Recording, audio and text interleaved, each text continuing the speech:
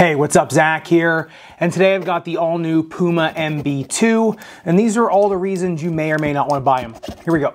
Now, starting off in the uppers, there's not a ton different than the Puma MB.01, kind of have the same like overall build. However, the uppers are mainly a bed of this almost chain link TPU mesh, which is really small on the microscope. You can see it a lot better, but it is disproportionately strong for kind of how small the meshing is on it. Now, there are TPU panels going around it, and there is one TPU piece here on the lateral wing that actually goes into the midsole. So it does give a little more lateral containment than the MB.01. The heel counter on the outside is also a little bit stiffer, but also combines with the internal heel counter as well. It is still a pretty generous mid up there, and the uppers are a little bit thicker with the padding underneath there, especially in the tongue. So it really does feel like you are really being held into those uppers, kind of like the MB.01, just maybe with a little bit more of a buttery and kind of fluid feeling upper once they break in a little bit. And if you look at them on the upper durability test, the Dremel 10 seconds highest grit sandpaper, there is a durability guard, a drag guard on here. However, the Dremel just rubs right through that sheen layer. It does not get all the way down through the uppers. However, because it's a little bit of a slicker material, if you are using these on an indoor court, which you probably should be, which we'll get into the outsole section,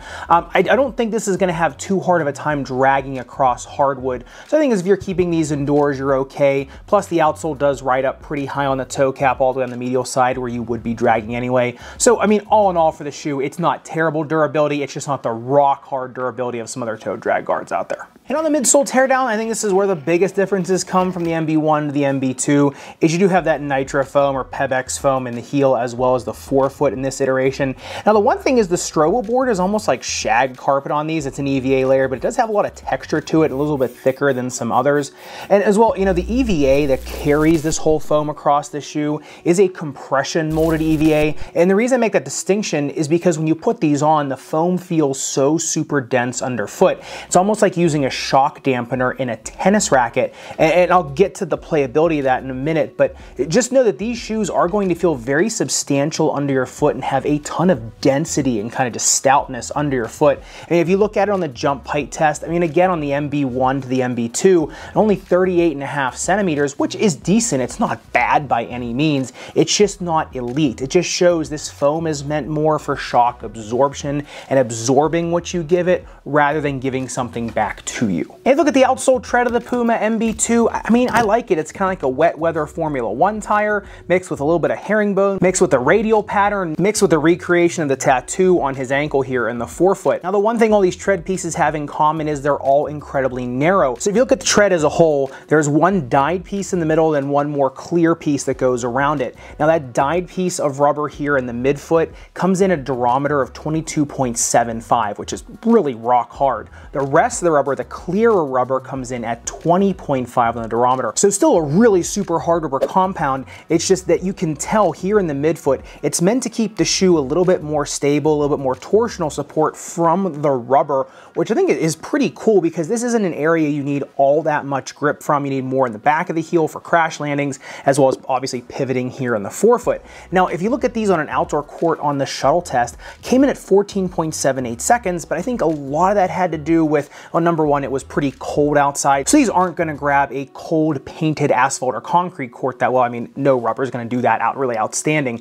However, they did grab okay on the corners. I didn't feel myself sliding all that bad, especially even compared to their shoes I tested that day. It's just the shoe is so dense underfoot. It is so bottom heavy under your foot that these aren't the fastest shoes. You kind of have to bring some of that to the table, and you kind of have to need the density in these shoes to kind of get the most out of them.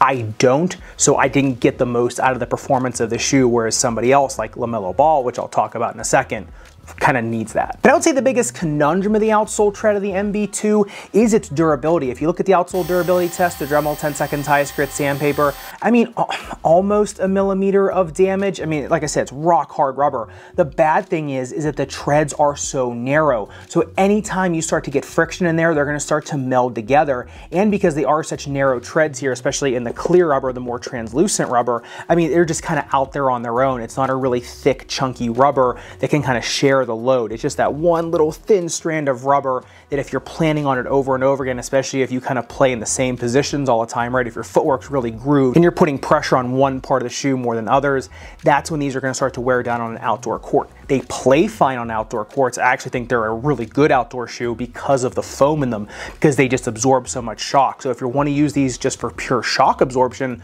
yeah, these are one of the best outdoor shoes out there. It's just that the outsole treads are going to start to wear down a lot faster. On an indoor court, I think the durability is phenomenal. You're probably not going to wear these down anytime soon. It's just that's kind of where the conundrum comes in. They're great on outdoor courts, just the profile of the rubber, not necessarily the compound, is what's going to make it not so durable. And getting into the fit of the MB.02, you know, these pretty much run true to size. If you're narrow medium, I say just go true to size. If you are a wider foot, want an easier break, and I probably would go up that half size. If you are a 4E foot, I would just try to get these in a half size up if you really want these. I really wouldn't be going up a full size because you might just be lugging around a lot of bottom heavy shoe on these. I found with me, I broke these in pretty easily after one day and they felt a lot better. Now, these are great for somebody with any type of shock inducing pain, like heel pain, Achilles tendonitis, even ball of foot pain, especially if you throw an orthotic in these. They become a really, really elite shoe for any type of shock inducing injury. Even for something like shin splints, even though that shank is bottom loaded, because that foam is so dense and because the shank is long enough and it still does give enough support,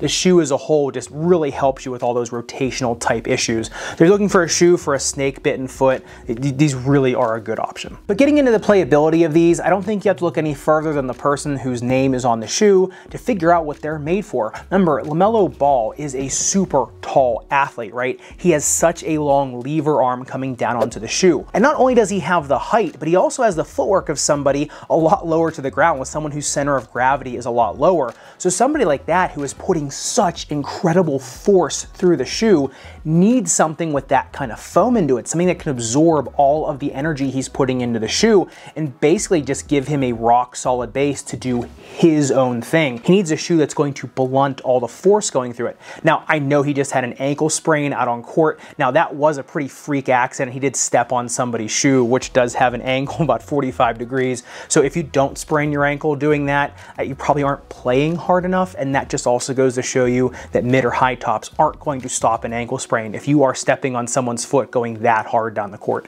you're just going to sprain your ankle. So that really had nothing to do with the MB.02. And in fact, I do think these are a good shoe for ankle sprainers, because if you just look at him on the court, independent in space when he's trying to outwork somebody, he is usually able to either, number one, get a shot off quicker than you think he's going to, or get around you faster than you think he is going to. So I think for him, especially someone who does have all the size but also all the footwork, you're going to need a shoe that's going to be able to blunt all of that and be able to absorb all that shock, especially going into hardwood. So if you are someone that needs that stable base underneath of your foot, you really need to look no further. If you're someone that wants a little bit more bounce, a little more jump, a little more speed out of a shoe, then you probably want to go to something like the TRC Blaze Court or the Stewie.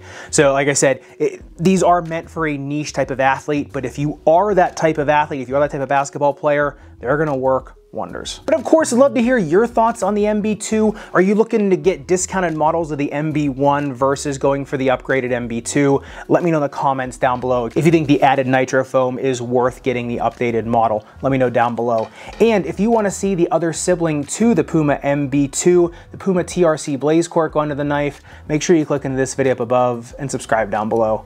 Respect your rubber and foam. I'll see you in the next one.